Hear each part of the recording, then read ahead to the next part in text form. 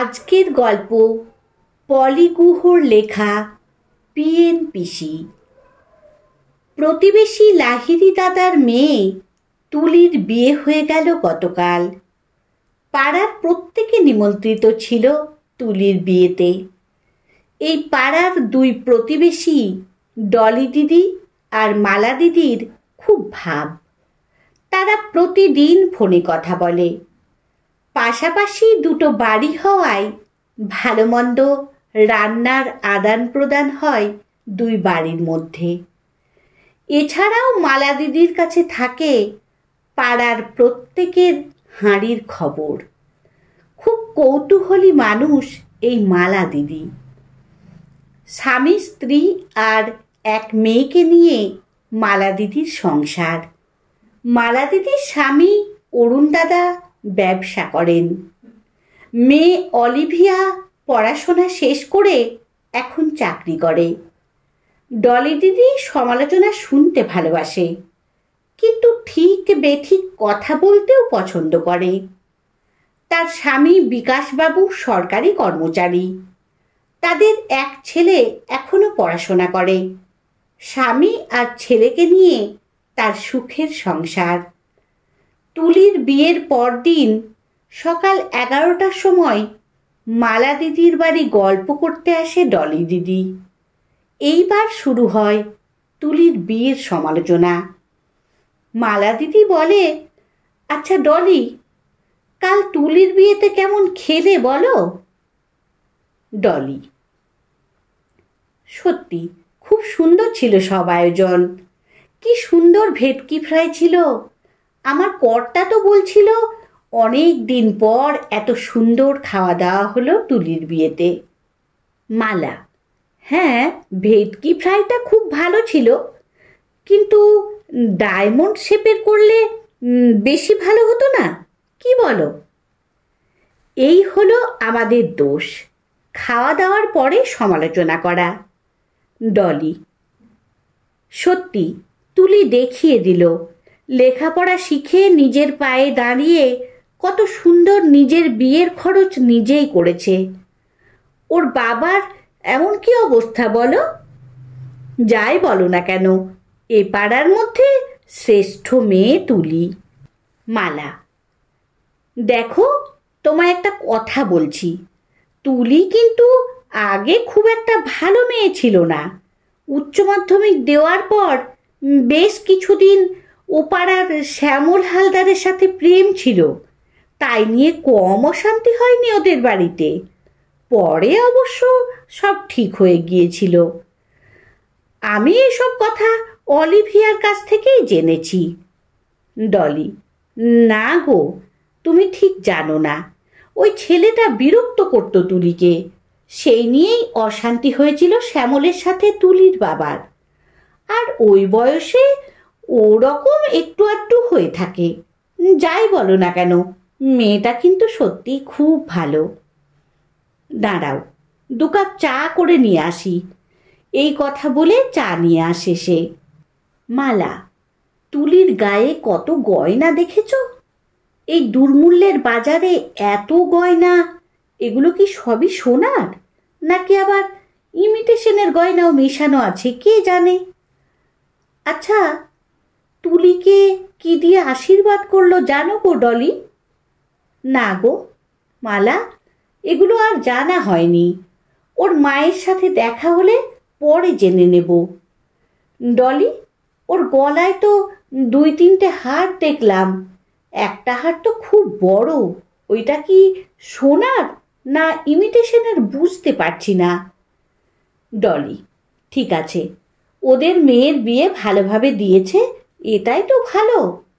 মালা: তুমি কি এটা জানো, তুলির কিন্তু এটা ভালোবাসার বিয়ে, অফিস থেকে আলাপ পরিচয় হয়ে বিয়ে। ওর বাবা তো প্রথমে মানতে চায়নি, কারণ ওদের পাল্টি ঘর নয়।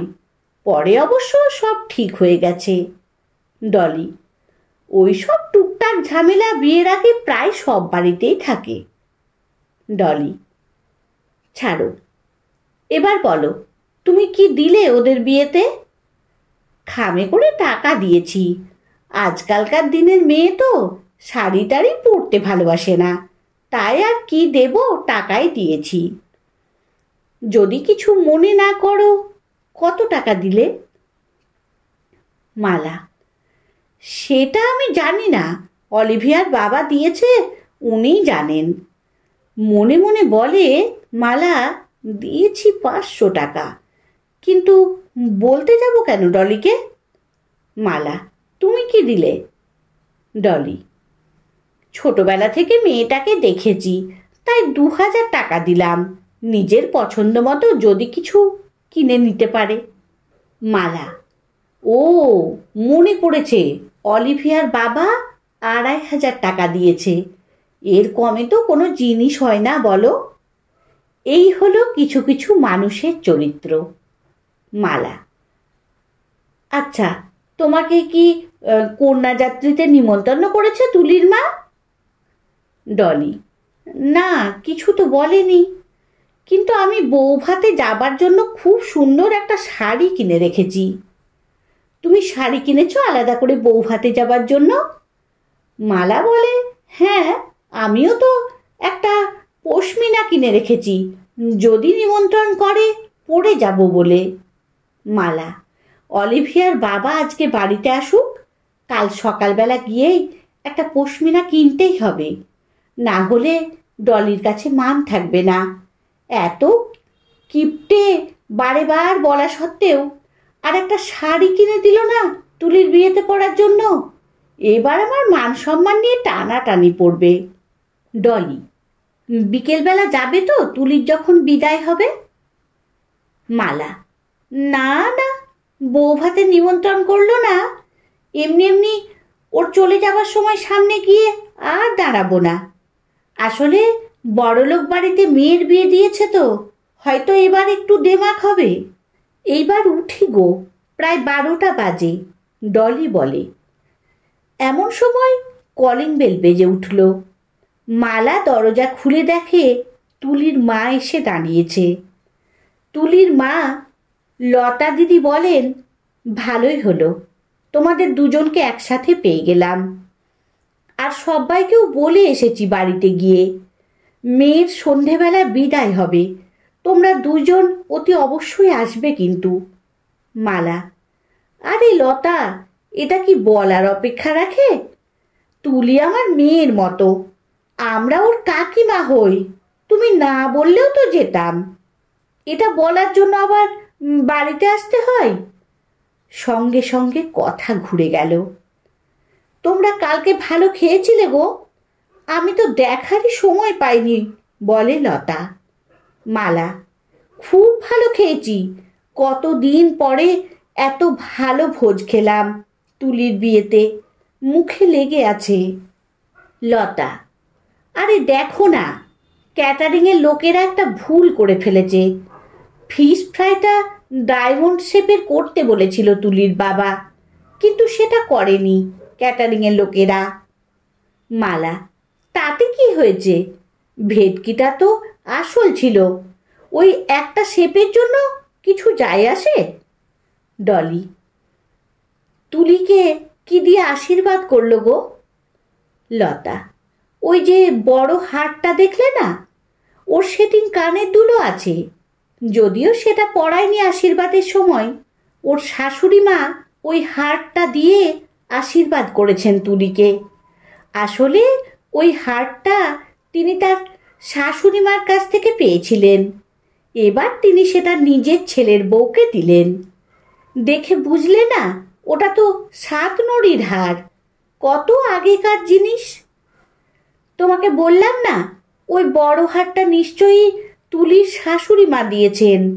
আমি আর ডলি সেটাই আলোচনা করছিলাম গো, খুব সুন্দর হারটা। ডলি কোনো উত্তর না দিয়ে চুপ করেই যায়। আর শোনো, কাল কিন্তু কন্যাযাত্রীতে তোমাদের নিমন্ত্রণ, সন্ধেবেলায় দাদারা বাড়ি ফিরলে তুলির বাবা এসে আবার বলে যাবে কখন বেরোতে হবে। মালা: আরে নেমন্তন্ন না করলেও আমরা চলেই যেতাম তুলির কন্যাযাত্রীতে। তুলি কি শুধু তোমার একার মেয়ে গো, ওকে আমরা নিজের মেয়ের মতনই ভালোবাসি, কি বলো ডলি? এইটুকু জোর তো আমাদের আছে, কি বলো লতা? সেটা তো অবশ্যই আছে। শোনো, আর একটা কথা জানার ছিল। তুলির গায়ের সব গয়নাগুলো কি ওর ঠাকুরমার? জানতে চায় মালা। না গো, শাশুড়ি মায়ের যা গয়না ছিল ওর দুই পিসির বিয়েতে তো সেগুলো দেওয়া হয়েছে। তুলির হাতের বালা জোড়া দিয়ে আমাকে আশীর্বাদ করেছিলেন শ্বশুর মশাই, সেটা আমি মেয়েকে দিয়েছি। আমার যাকে পুষ্পহার দিয়েছিলেন, আর উনি মারা যাবার আগে আমার মেয়ের জন্য আর আমার দেওরের মেয়ের জন্য দুটো গয়না রেখে গেছেন। আমার মেয়ের হাতের বেদানা পাথরের আংটিটা ওর ঠাকুমার দেওয়া, আর দেওরের মেয়েকে একজোড়া ঝুমকো দিয়েছেন। আর বাদবাকি সব গয়নাগুলো মেয়ে চাকরি পাবার পর একটা একটা করে গড়িয়ে রেখেছিল বিয়ের জন্য। এবার আসি গো, অনেক বেলা হয়ে গেল। মেয়ে চলে যাবার পর তত্ত্বের মিষ্টিগুলো দিয়ে যাব, কেমন? এই কথাগুলো বলে লতা চলে যায়। ডলি বলে, এবার উঠি গো, বিকেলবেলা একসঙ্গে যাব। এত কিছু শুনে মালা একদম চুপ হয়ে যায়। ডলি মুখের উপরে খুব বেশি কিছু বলতে পারে না। সে শুধু মনে মনে একটা কথাই ভাবে, মালা কিভাবে কথা ঘুরিয়ে দিতে পারে। এতক্ষণ কত কথা বলল তুলির সম্বন্ধে, কিন্তু ওর মায়ের সামনে সম্পূর্ণ অন্য রূপ। যাক, ভালো মন্দ মিশিয়েই তো মানুষ। তুলির প্রেমের ব্যাপারে বলল, অথচ অলিভিয়া প্রেম করে বাড়ি থেকে চলে গিয়ে 6 মাস ঘর করেও এসেছে। তারপর থানা পুলিশ করে তাকে নিয়ে আসে ওর বাবা। তখন তার মাত্র 17 বছর বয়স। এখন সে চাকরি করছে। মানুষ কত সহজে অন্যের সম্বন্ধে সমালোচনা করতে পারে, অথচ নিজের পরিবারেরও অনেক কিছু থাকে, সেটা তারা ভুলেই যায়। যাক, আমার সাথে ওর বন্ধুত্ব আছে। যখন আমাদের করোনা হয়েছিল, একমাত্র মালাই 7 দিন আমাদের রান্না করে পাঠিয়েছে। এটাও তো ওর একটা গুণ। তার জন্য ওর সাথে আমি ভাব রাখি, দরকারে সে পাশে এসে দাঁড়ায়। এর থেকে আর বেশি কি বা আশা করা যায় একজন প্রতিবেশীর কাছ থেকে? এরকম সমালোচক প্রতিবেশী প্রায় প্রতি বাড়িতেই থাকে।